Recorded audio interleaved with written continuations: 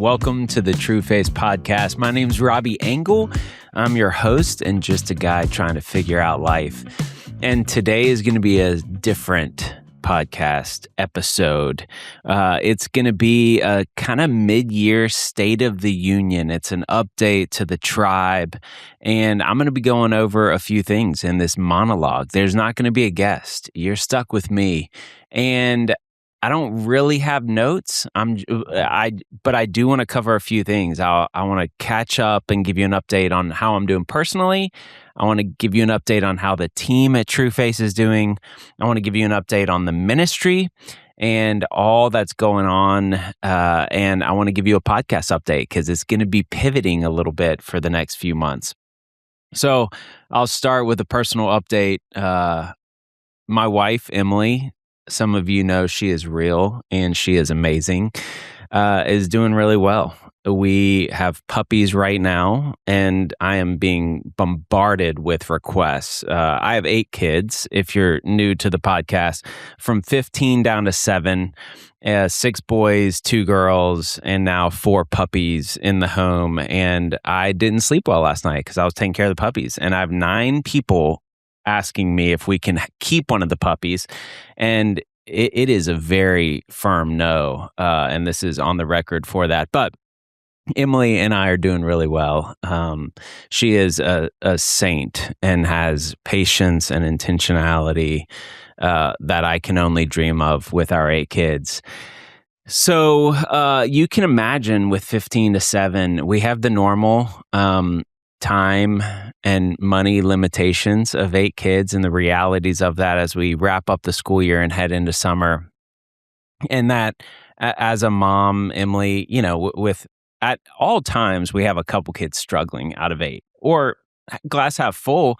How are the kids doing? The majority are doing great, is usually my answer. And so with that, that's always just hard. And so that's where a lot of our prayers and our conversations are going.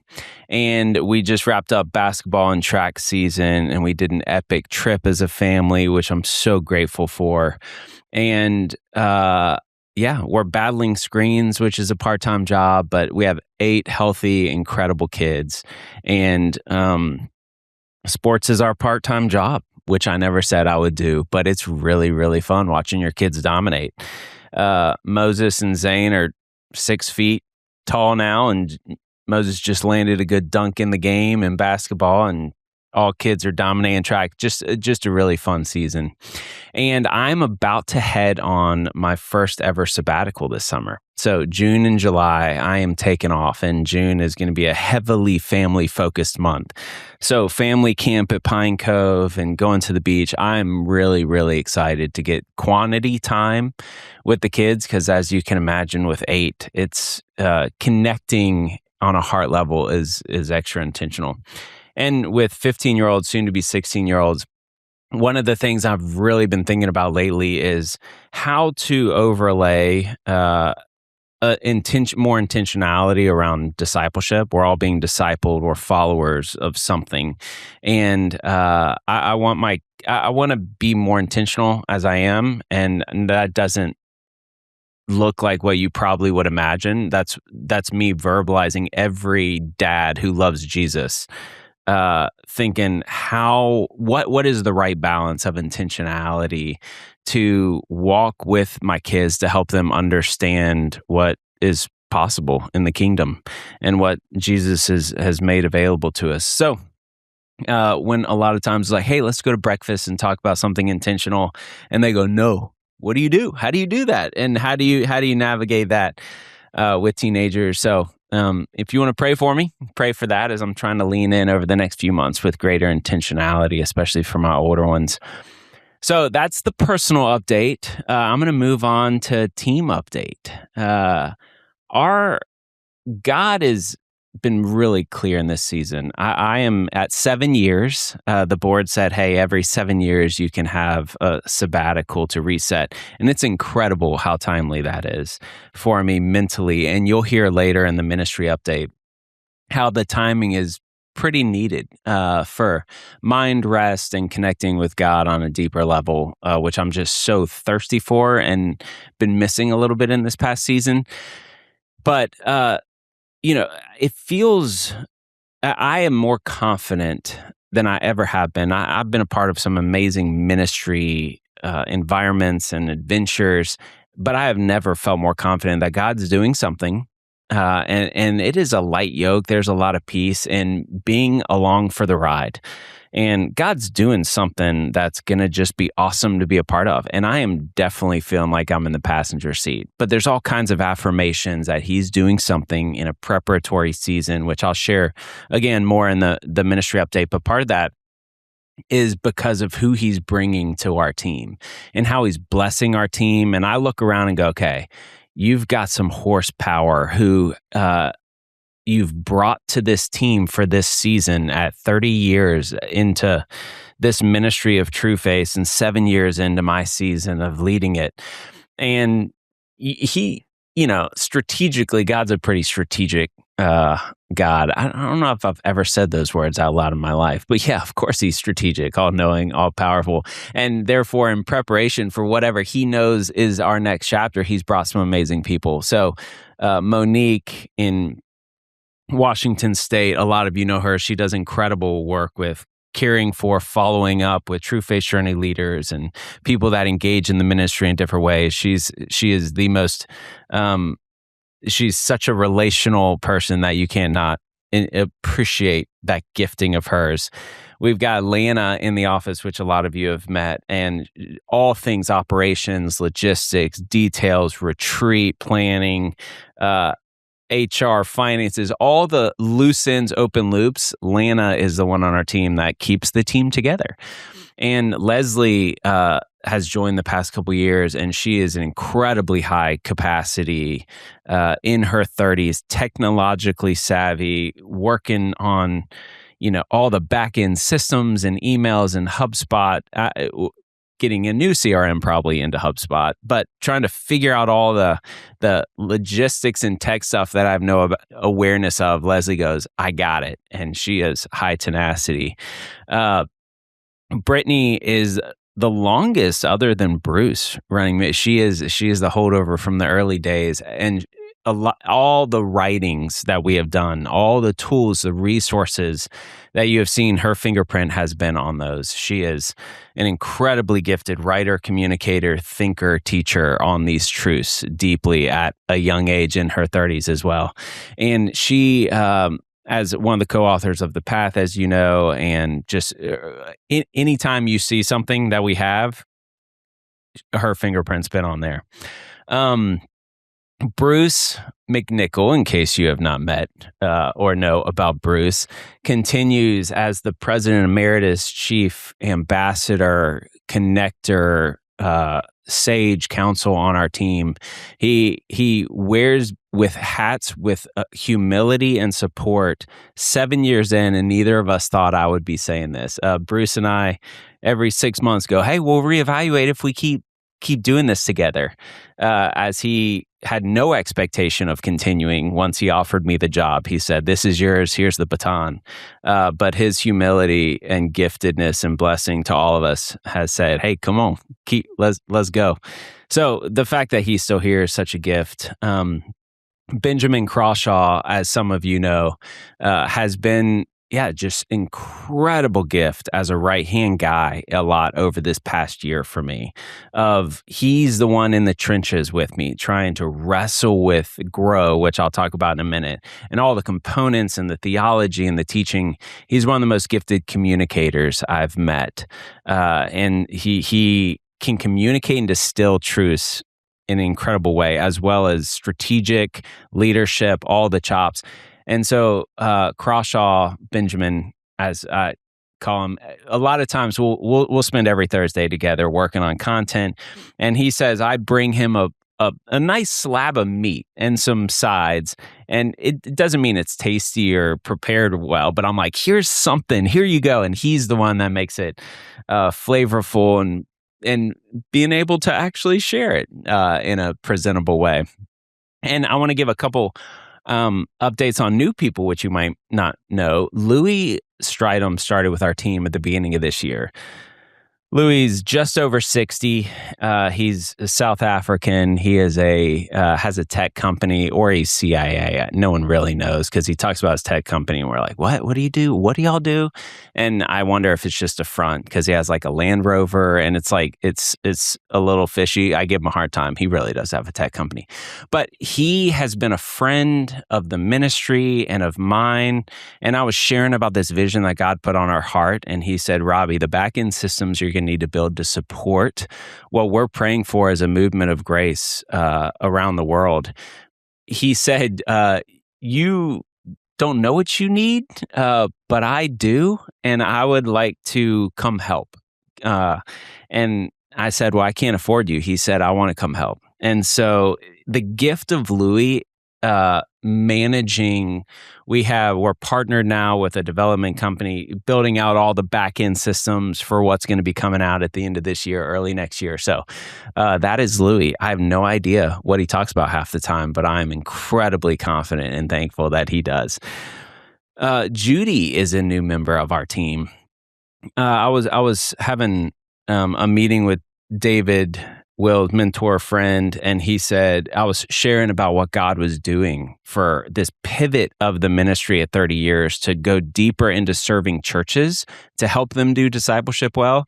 And if you're thinking of scaling, if you're thinking of helping serve churches around discipleship and to help churches do discipleship well at scale, you are here to serve the bride of Christ, his little gatherings, his local church, gatherings of believers all around the world, then you're picking a fight with the evil one because he's not going to be happy about that. And so I was talking to David about this vision to serve churches at scale with this message of grace applied in systematic ways that can change cultures and result in transformation for individuals and churches as a norm through this paradigm shifting understanding of theology, of grace, of identity applied in the context of authentic community throughout a church culture.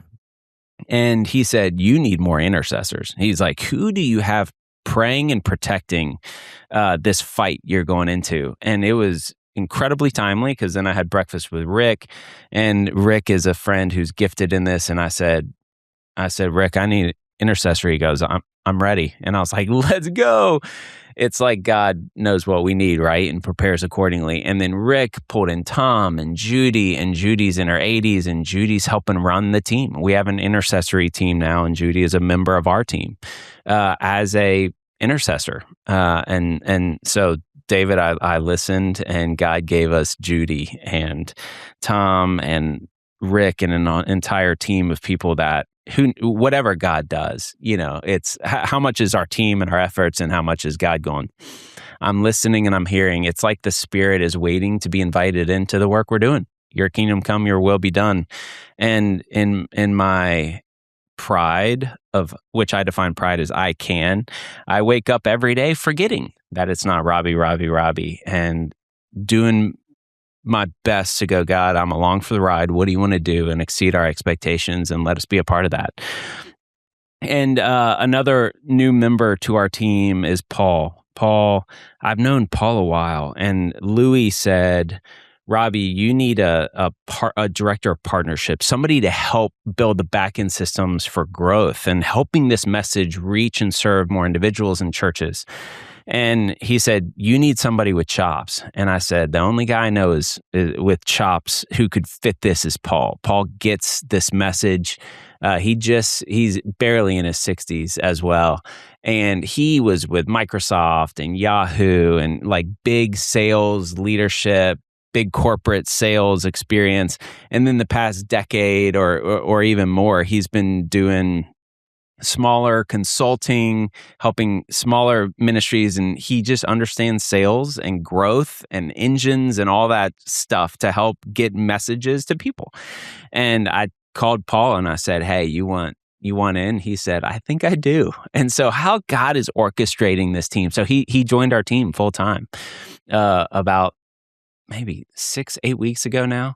So how God is bringing the team together has just been a gift. And some of you aren't aware of the team that you've been investing in to allow us to cause this trouble in the kingdom, to serve the bride, to serve individuals around the world with this message of grace that can be applied in lives and result in transformation, which means loving God and others in noticeably different ways. That's how I define transformation. And transformation is a byproduct of us replacing lies with truth, of who is God and who am I, which is 30 years of this teaching, which is the bottom layer of the onion, that when we apply that and we replace lies with truth, we move from dark to light. We apply that in the context of relationships. And that's usually a bottleneck, right? There's two bottlenecks in a lot of our lives as we feel stuck in different seasons with God and with others. We either have the wrong view of God or ourselves. That's the identity, the theology, the teaching, or we have a difficulty applying that truth in the context of our lives. And truth informs, we say here, and we say trusted truth transforms. Trust is the relational application of truth in the context of relationships. And that's an art. It's not difficult. It's not easy, and it's getting more difficult for the next generation, while the desire for the next generation is increasing for experiencing authentic, high-trust community to move into peace and joy and freedom, which is the longing of our heart, where the world is falling short, and the opportunity we have as the church to help people do that. And so it feels like I'm segueing in a ministry update, so I'm going to continue in that. So again, 30 years into this ministry, which has been unbelievable. And as a sprinter who likes challenges and then I get bored and I move on, to be 7 years into this ministry and more settled than I've ever felt is just an incredible gift. In case some of y'all are wondering, someone asked me last week, like, what's your plan? How long? And I said, I think I have 19 more years. I'm 43, and I think I'm out at 62. But I got 19 years.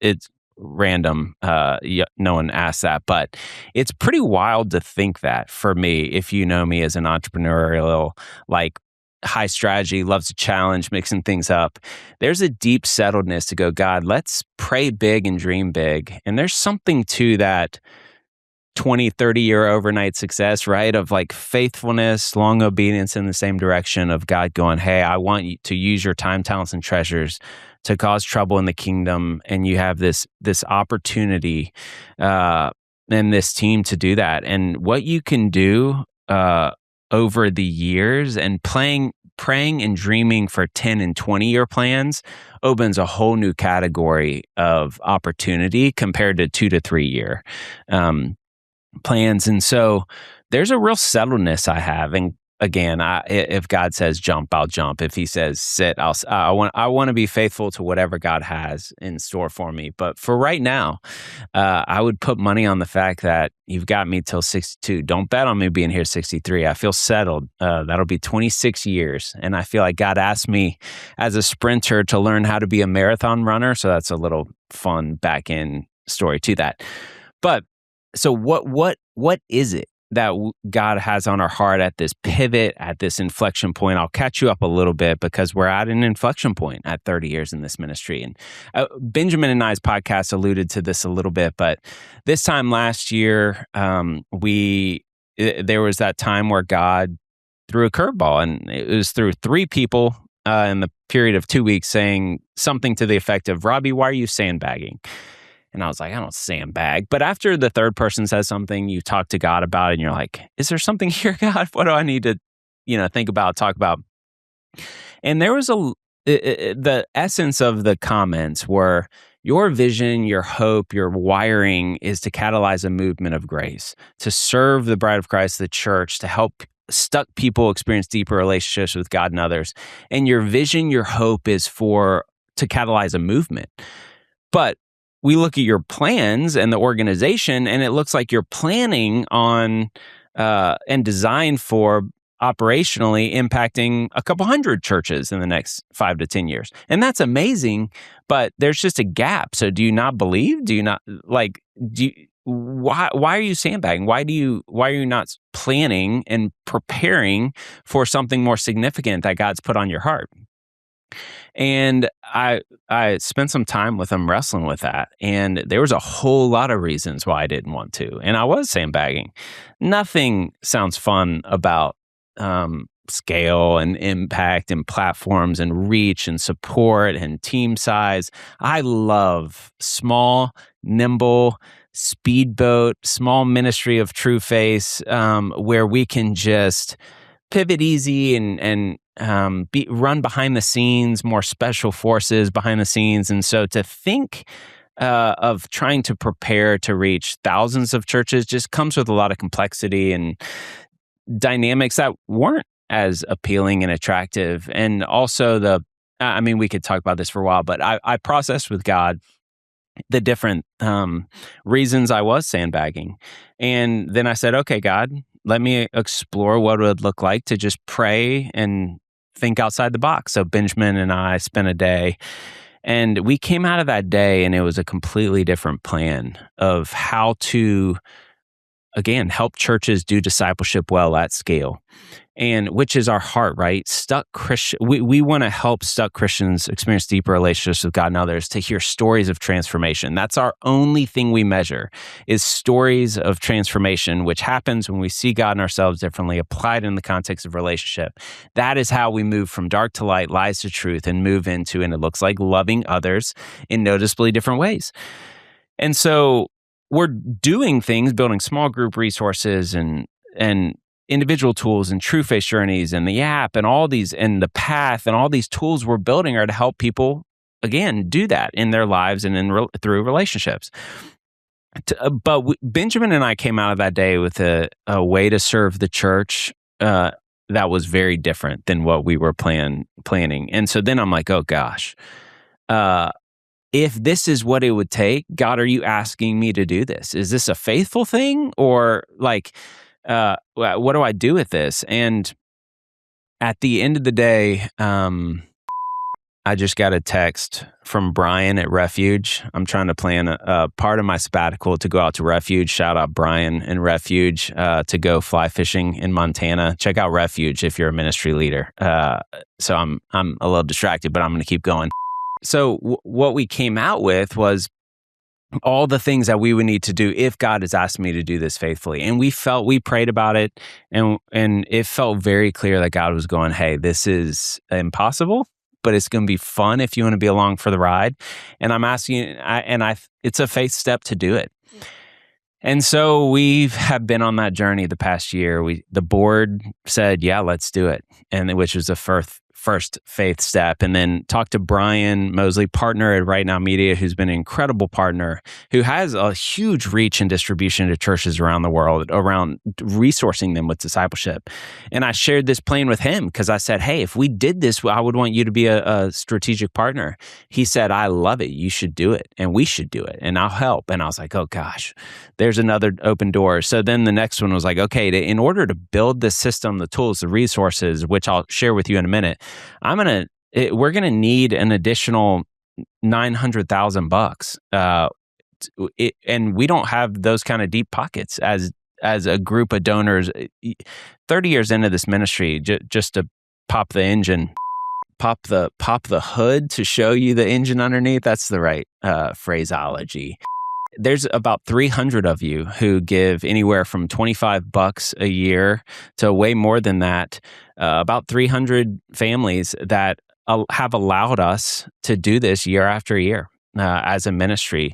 And our budget has been about $1.3 million on average, and about 750 of that is donations. So books don't give any money, in case anybody's wondering. Book sales don't. It's not a huge cash cow, and a lot of the stuff we do with a generosity that has been to serve the kingdom and cause trouble in the kingdom, with an ability to look at what causes most kingdom impact in order to lead to stories of transformation, because of the generosity of people who have been impacted by the ministry, who have said, I want to be a part of what God's doing through this ministry. So those of you who have given faithfully, I apologize for not being better at saying thank you in that. And I appreciate your grace, as we've been running pretty hard But so when you're 750 a year and barely making that, to raise an additional 900 felt pretty insurmountable. And there was about 30 of you who came around and said, "Hey, we want to invest in this new project to serve churches at scale around discipleship, which would affect individuals in all those churches, which is where stuck Christians are. A lot of them are in churches." And so a lot of last year was, what is the plan? How would we do this? How do we articulate it? What would we build? And do we have the funding to pull this off? It was a dynamic second half of last year of like this open loop of can we, should we, what would that look like? And really it came out of a conversation with Brian a few years ago where he asked the question, Robby, what would you do to fix discipleship at scale in the local church? And I couldn't shake it. And I haven't been able to turn my brain off on that for about 3 years. Especially the past year of going, okay, we have some ideas of how to serve the church to help them do discipleship well. Because most local churches say two things. If you ask them, do you have an effective plan for discipling adults in your church? Are you confident in it? Most say no. And the second question is, do you have quality and quantity of leaders to pull off whatever you're doing to help people grow? They would say no to that. And then the third one is, how do you even define what is discipleship and is it effective or not? And so to help serve churches that they would say yes to all three of those three things is very dynamic. And that is what we've built. And that's what we are building. And we have been heads down. The strategy, the build out, the funding all came together with this breakthrough of just being along for the ride in the Spirit and him going, here you go. Here's this piece. Here's this piece. Here's this piece. And so really since January 1st of this year, 2026, our team has been heads down grinding, building out an ecosystem to help serve churches. And a lot of that's going to launch at the end of this year, beginning of next year. And it's called G.R.O.W. GrowDisciples.org is not the website you can go to now, but it will be early next year. It'll be a resource to help churches do discipleship well. And we're partnering with Right Now Media in different facets. We've done one-day training for pastors. We've been doing consulting with different churches to implement these truths. We define discipleship as the process of growing in love of God and others. It seems to be the way Jesus defined discipleship.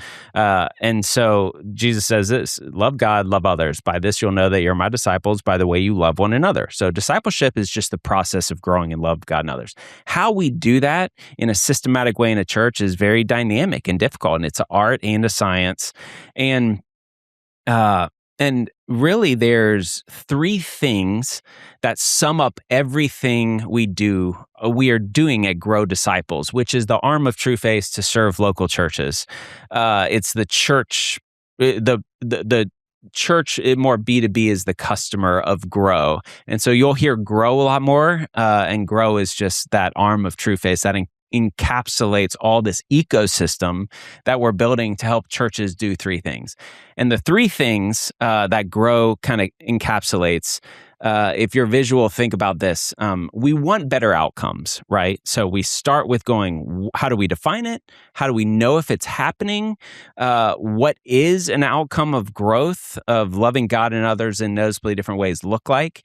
We want better outcomes. So what church leaders do is say, okay, I want better outcomes. I want people to grow, which is why we do ministry, why we do church. We want them to grow, develop spiritually, formation, all those words, meaning we just want them to grow. And so what do we do? So then we focus on what we do. Open, closed, men's, women's, couples, groups. Do we do different studies, semester-based, sermon-based, Sunday school? Like we read a book, we go to our conference, and we say, what do we do to get better outcomes, right? Because that's our job as church leaders to figure out what we do. And so we try to change things to get different outcomes. That's not where we start with G.R.O.W. We start with our view, which is how we see God and how we see ourselves, and how that changes a lens, that changes our perspective, our philosophy of growth, because our philosophy of growth informs what we do to result in those outcomes. And so we are building an ecosystem of resources to help church leaders understand and communicate a philosophy of growth, and then build a custom approach to how they do discipleship, how they shape their culture of discipleship. Think consulting in a box, think a systematic way, self-implementing or with a consultant to say, I have shaped a culture that will result in growth as a norm, rooted in the right view of how people grow. And then when it comes to actually seeing and knowing if that works, we're building a profile, the G.R.O.W profile for individuals and churches to actually evaluate, are they growing in love of God and others in a non-weird way, which I've been wrestling with for over a decade. We're doing all this stuff. Is it resulting in a right view of God, right view of self, a change in how we love others and how we overflow? Are we loving others in noticeably different ways? And is that connected to the inputs that lead to that in a non-sin management, non-behavior modification type way?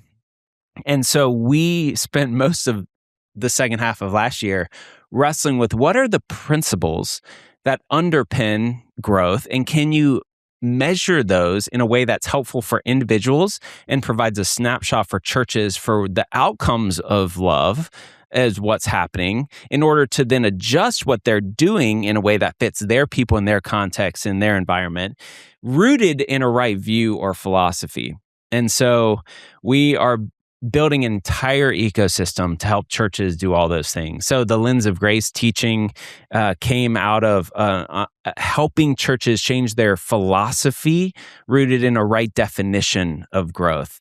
And said simply, if we see ourselves as sinners striving to be saints, then we have that's a belief, an identity belief.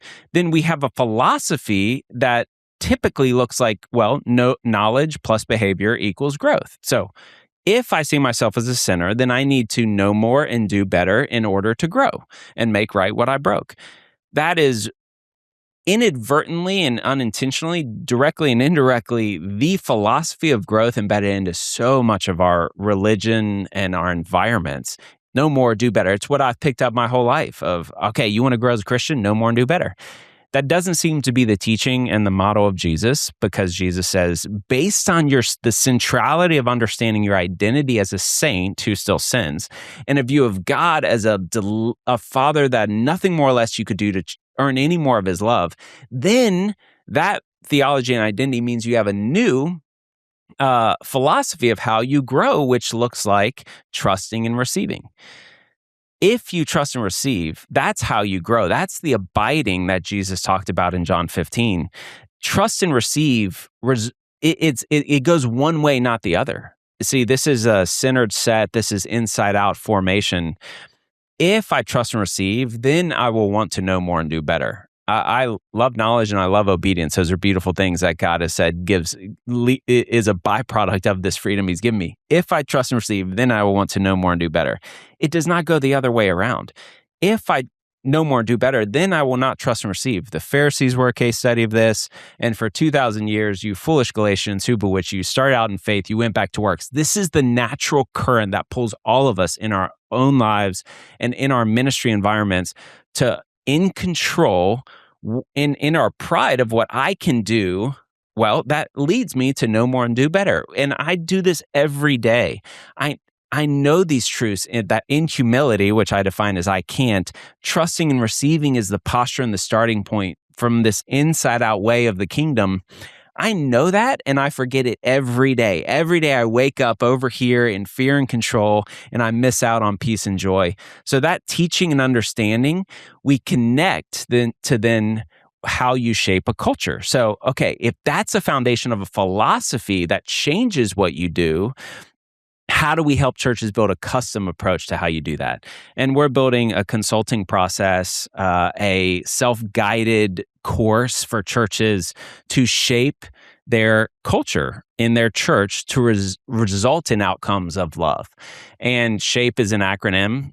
You want to see the growth. So you start with your vision of what a healthy formation and growth looks like in an individual.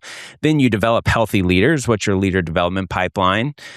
You attend to those leaders because the leader is the key. Whether you have 2 groups or 100 groups, where you have Sunday school, whoever that frontline shepherd pastor is impacted, and they lead connected to their lens. For example, if I see myself as a sinner, then I have pressure, I'm behind, I need to know more, do better. I teach at people because I do that as a leader because I do that to myself connected to my perspective and philosophy, right? But if I see myself as a saint and therefore a philosophy of trusting and receiving, that's a posture to ask more questions, to walk with, to be known, to be loved, to model vulnerability, and this model of Jesus, he asked questions, he walked with, rooted in his identity. And so to systematically help develop leaders based on that identity, and then attend to those leaders, support those leaders, that shapes the environment more than anything. So we start with leaders, not processes or systems or environments. And then you promote and populate groups, that's the P, and then you equip your groups. And group is just any gathering of 2 or more people to connect relationally, to grow spiritually, because God has designed us to grow through the context of relationships. And that is a core principle embedded into what the ecclesia, the church, is. And so we help churches shape and develop a roadmap and a strategy of how they want to shape based on a new lens of how they view. And that all results in transformation and people growing.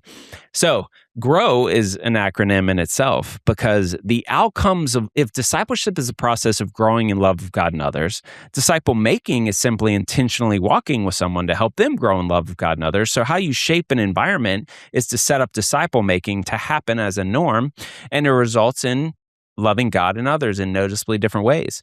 And so if discipleship is the process of growing in love of God and others, there are 3 aspects of where love shows up relationally. You live loved with God, you mature in love in relationships, and then you overflow love for others. Love God, love others, fulfill the Great Commission, right? Nothing new under the sun. You live love with God, you mature in love in relationships, and you overflow love for others. God, relationships, others, G.R.O.W makes a whole disciple. That's how we grow. And we can ask questions. For example, are you intentionally in a relationship where you're modeling vulnerability, or people are asking or giving unsolicited encouragement? You can ask questions to identify, do you have the inputs needed for the outputs of growing in love with God and others? When you think of God, what emoji do you think of? If 5 out of 10 people in a church see God as a frowny face emoji and 5 see him as a smiley face emoji, as a local pastor, you would want to know that as a church. And if people come to your church for 5 years, and the longer people come to your church, the more they have a frowny face emoji instead of a smiley face emoji, you would want to know that as a local pastor to give inputs into how you shape a culture of discipleship rooted in a view of how we see God in ourselves. And so you can see how this ecosystem will come together. And so I know I'm getting long-winded here, but to tell you a little bit about the ecosystem, to help churches on this journey, we have a book coming out, Q1 of next year, the GROW Disciples book. It's going to be the GROW book for church leaders. We're going to have one-day experiences launching next year. We've done 4 of those, maybe 5 of those so far, where we spend 8 hours with a group of pastors in a city to help them understand their view, build a custom do to result in different outcomes. We're going to be launching a new podcast next year for church leaders to understand, grow, and apply it in the context of their church. We're going to be building the GROW profile for individuals and churches to understand where they're at in a really helpful, insightful way. Are you heavy or light with God in relationships and for others? We're building the course for churches to shape their culture. We're building a consulting process. We're doing pastor cohorts because a huge limitation is most pastors are not in authentic community because of all the difficulties and nuances of leadership in a church. So we're building pastor cohorts for them to taste authentic community while understanding and applying these truths in their relationships. We're building a leader development pipeline where we're Trueface journey is one of the best products we have, and it's a 9-month monthly journey. We're going to compress a lot of those elements into a semester-based leader development pipeline for churches over 14 weeks. And to develop a pipeline of leaders rooted in a right view of God themselves, equipped to then go lead differently, whatever environment a church has, life group, cell group, small group, missional community, Sunday school, whatever. And then last, we're going to have G.R.O.W Disciples as a resource library for churches to serve churches in applying these truths in a systematic way. And so you can imagine one of these projects is pretty overwhelming and hundreds of pages of documents. Altogether, there's multiple thousands in our Google folders that we're working on and building. And so we're all hands on deck as a team building the stuff and preparing it in order to serve y'all and serve churches to change their view, build a custom way they can apply that view in what they do to result in outcomes of loving God and others in noticeably different ways. And it is for such a time as this, because I'm fascinated by AI, what's going on. And I think there's a massive societal tsunami of change coming that's accelerated by the convergence of all kinds of technology stuff coming in the coming years. And I think that people are going to long for real and authentic community. And the next generation is the value proposition and the longing to be known, to be loved, which is innately foundational to all of us as humans, embedded from this gift of God, who's designed us in his image to be relational and to experience love as he is love. We are longing for that, and the local church is uniquely positioned to be a Beau's Cafe, a room of grace for people to be known and to be loved in authentic community.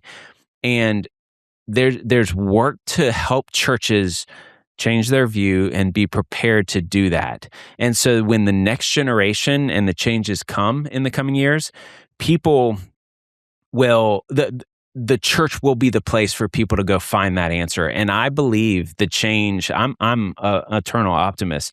We are, I am expectant that there is a revival coming and the church is not positioned as well as it could be. And so I want to give my life and pivot a lot of what we're doing at Trueface to help through G.R.O.W churches be prepared. So because we're still functioning under a philosophy of come to a church, we'll teach at you, you'll learn, know more, do better, and then go home, and that's enough. We are not designed from perspective, strategy, and equipping because it's really difficult to create systematic environments, which is an art of authentic community through groups and other things. That's really, really hard. And so there's grace on grace for church leaders who it's way easier to focus on what you can do well and systematize on a Sunday. And that is coming up short of the opportunity we have to catalyze a movement of grace through the local church by creating pockets where people can be known and loved and apply these truths, and that the church would be known as the brand, the reputation that we always have been of loving in radically different ways. And love is relational, and so that's why relationships are a critical foundational piece that churches are that we want to help churches be more equipped to be able to serve. The wave that I'm praying for is coming to go. The world is not offering me what I'm longing for. And the church, which offers what Jesus is allowed, is the answer. So there's an urgency we have at Trueface, and those of you investing, partnering with us, I hope this update helps you know what to be praying for. as I'm heading on sabbatical, and the team is geared up to continue full force because it's terrible timing for me, and also really needed. As I've thought a lot about love the Lord God with all your heart, soul, mind, and strength. And at different points, like I think of a dashboard on the car, which one's full, which one's kind of redliney.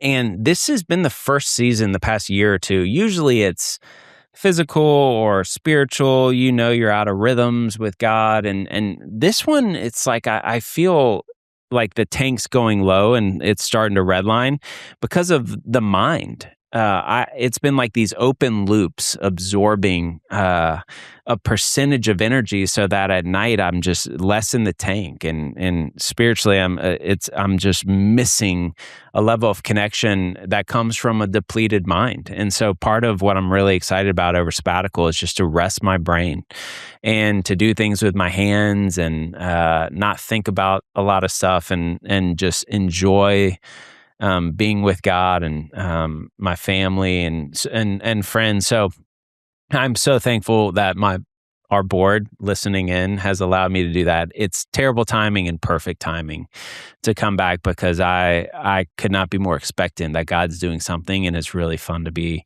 along for the ride. So I thought this was going to be 15 minutes and you're at 45 minutes. So I am going to wrap the plane up by giving you a little bit of a podcast update. So we have the Path album, which I didn't even get to unpack, coming, which is going to be incredible. That's coming in a couple months, launch. We're not sure if we're launching it all at once or one song at a time, but we have an album that was recorded and being written and produced. And so we're going to do a series of podcasts all around with different musical artists, which who are writers and singers. We have different singer-songwriters on each chapter, on each song of the Path album that tracks along with the book. And so Brittany and Benjamin, who are the vulnerability here is that you're going to like them more than me as a podcast host, and so I'll not be allowed back. But they're going to interview and do some cool podcasts around the Path album and some musicians to kind of celebrate that launching. And then I was also like, man, we have so many oldies but goodies, like Jamie Winship's new book that I was reading this morning. Like, we need to pull up his podcast to celebrate and to honor and point to his new book. And we have so many in the hopper that I'm going to bring out my favorites. I'm working on that list to go, which ones are my favorites that I want to kind of surface again. And I want to, so that's to be expected. And I'll pop in here and there with some live ones, but we're going to do some oldies but goodies pulled forward over the next few months, in addition to the Path ones. And then let me look. I have a couple notes. Is there anything else I'm supposed to say? If so, I apologize. I forget it. I do want to wrap up with the things we celebrate. We have core values here at Trueface, our team, that we celebrate and we point out at a lot of our team meetings, that we want to choose trust. We choose to depend on God and others. We want to always be growing. In humility, we are continually growing in all aspects of our lives into the purposes of God. The third one is we want to be wise stewards. We pursue excellence with our time and energy in order to help spread the message of God's grace, which is what's most important. And fourth, we want to be servant-hearted. The message we steward is more important than individual accomplishments. Those are our core values. And the number one thing we track is, stories of transformation. And so when we hear from y'all about when we seeing God and others in different ways and resulting in loving others in noticeably different ways, that is transformation. And there's one, so I just pulled up, we have a stories tab on Slack, and I just pulled it up at the last one. There's a couple lines in here that says, I'm so grateful for the hard work of discipleship that I'm learning through Trueface, the restoration in my family, the breaking off of generational patterns is evident. My daughter has seen it and has spoken about it. And that was from somebody in a Trueface journey group. So, and there's more there that's pretty emotional to look at. But that's why we get to do what we get to do, why we do what we want to do, and why I'm so thankful for this tribe, because y'all have given to allow us to do this. And so I will be unapologetically invitational that some of you have been giving faithfully. Some of you have that giving time and energy or prayer. I am never more confident that if you have been blessed with margin and have a heart for generosity and have the gift of investing in kingdom impact with some of the margin that God has given you, this is an incredible opportunity of Trueface, and we could not do it without you. But I would tell all friends and family that if you're investing for kingdom impact, this is a great investment with ROI, and that I think is going to be incredible. So this would be the time to prayerfully our vision, as you can imagine, is more than what we have available now, and God continues to provide miraculously. And so I ask you to prayerfully consider giving. And giving monthly is an incredible gift for a small nonprofit of sustainability and planning. And so if you would please prayerfully consider giving any amount monthly. I would be deeply appreciative. And I'll wrap with one other cool shout out personally. I got this in the mail. Ty Saltzgiver, we have never talked. I got this in the mail. Live Loved, amazing. If you remember G.R.O.W, we live loved with God, building entire teachings around it. He's got this book, Live Loved, and he gave me this note from Ty, and it says, "Please accept this book as a thank you for your ministry and its influence on my life. The weekly podcast and your expertise in running those are greatly appreciated." I'm in a couple other things. I'm like, Ty, this is the coolest full circle thing. First, that Ty would ever listen to this podcast. Ty, if you're listening, I'm a huge fangirl from afar, even though we've never met. Because one of the first books I have any memory of reading was My First 30 Quiet Times from Ty. My dad was on committee with Young Life. Ty's an old Young Life guy. Ty wrote a book, My First 30 Quiet Times, and that was one of the foundational early books that I read going through those quiet times. I must have been 10, 11 years. So how old is that? Over 30 years ago, I was blessed by Ty. Fast forward 30 years, this past week, I get a handwritten note from Ty, and he had listened to the podcast. So full circle, the cool adventure of trusting Jesus and hearing little gifts like this on this side of heaven was a huge blessing and super fun to me. So go buy his book. I am that far into it, and so far it's awesome. Ty, thanks. That was a fun little gift. Way to wrap up the podcast. Y'all, thank you for being on this journey with us, especially a marathon 52-minute monologue. Well done if you're still listening. Appreciate it, y'all. See ya.